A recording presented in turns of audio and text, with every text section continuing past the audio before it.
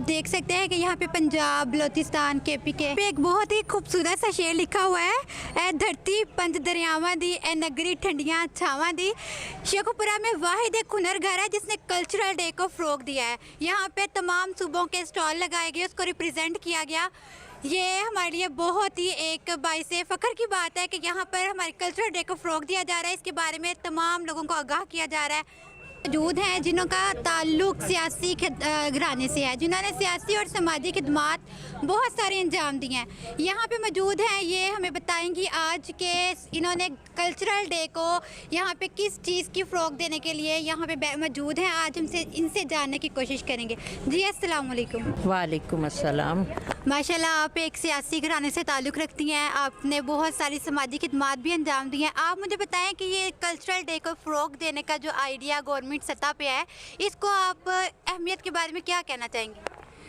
बेटा, मैं तो यही कहूँगी कि इस तरह के कल्चरल प्रोग्राम होने चाहिए ताकि हमारा जो है ना कल्चर उसका लोगों को पता चले, क्योंकि आप बच्चे आजकल जो हैं वो तो जीन और पैंट पे आ गए हैं, तो ये जो पुराने रवायात हैं इनको तो बिल्कुल भूल गए हैं। तो ये बहुत अच्छा, बच्चियों ने देखो ना हर चीज़ रखी हुई है, इससे पता चलता है कि हमारे कल्चर में क्या क्या चीज़ें हैं। तो हमें इसको फ़रोग देना चाहिए और इसका एक डे वाकई मुकर्रर करना चाहिए, लेकिन रमज़ान से हट के होना चाहिए और इंशाल्लाह हम इसमें पूरा भरपूर हिस्सा लेंगे और जैसे होगा हुकूमत के साथ हम पूरा तावन करेंगे। बहुत शुक्रिया जी, बहुत शुक्रिया। सुबह उनको रिप्रेजेंट किया है, इनका आइडिया क्या ये ठीक है हमारे कल्चरल डे पे चारों सूबों को रिप्रेजेंट करते हुए, पंजाब के कल्चर में लाते हुए, ये क्या बहुत ज़रूरी है हमारे लिए?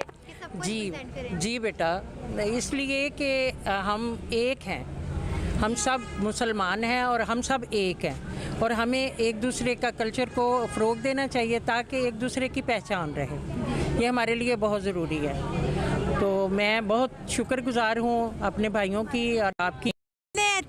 हुनर करते रावे रवा यकूब साहब इन्हां नाल कल्चरल डे की अहमियत के बारे में जानने की कोशिश करेंगे। जी यकूब साहब।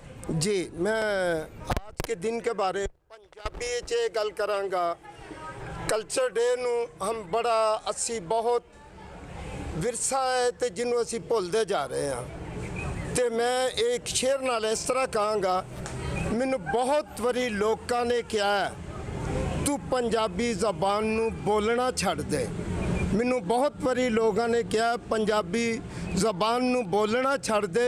मैनू तो इंज लगता जिवें कहंदे ने अपनी माँ नू कहना माँ छड़ दे, इंज कहंदे ने।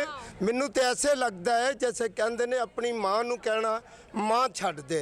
यह पंजाबी कल्चर नू अज दे इन बच्चियां ने जिस तरह अपने स्टाल लगाए ने, ये बारे असी बहुत वेख्या। इन्हां बच्चियां नू बहुत खुशियां दे नाल ते पूरे पंडाल नू जी आयां नू कहने आ। ते अज दे जेड़े साडे मीडिया दे इस वक्त मेरे को छोटे भाई ने, डायरैक्टर साहब ने, मैं उन्हां दा भी बहुत शुक्रगुजार हाँ। अपने कीमती वक्त विचों बहुत सारे कीमती वक्त विचों जेड़ा सानू टाइम दे दिता, ये वास्ते असी उहदा धन्यवाद हाँ जी, बहुत शुक्रिया अदा करने। पंजाबी कल्चर नू, अपनी ज़बान नू कदी वास्ते नहीं भुलना चाहिए। इसलिए मैं ते अज भी पंजाब विच रहिंदा होया ये गल कहांगा, ये धरती पंज दरियावां दी, ये धरती पंज दरियावां दी, इत्थे मावां दे पुत्तर बहुत जने जेड़े धरती दे सीना चीर के, जेड़े धरती दे सीना चीर के हर एक नू रिज़क वो फ़रोख्त कर दे। जी, बहुत शुक्रिया यकूब साहब आपका। साथ एक और मरूफ शख्सियत मौजूद है जिनका नाम है रुखसाना अरशद।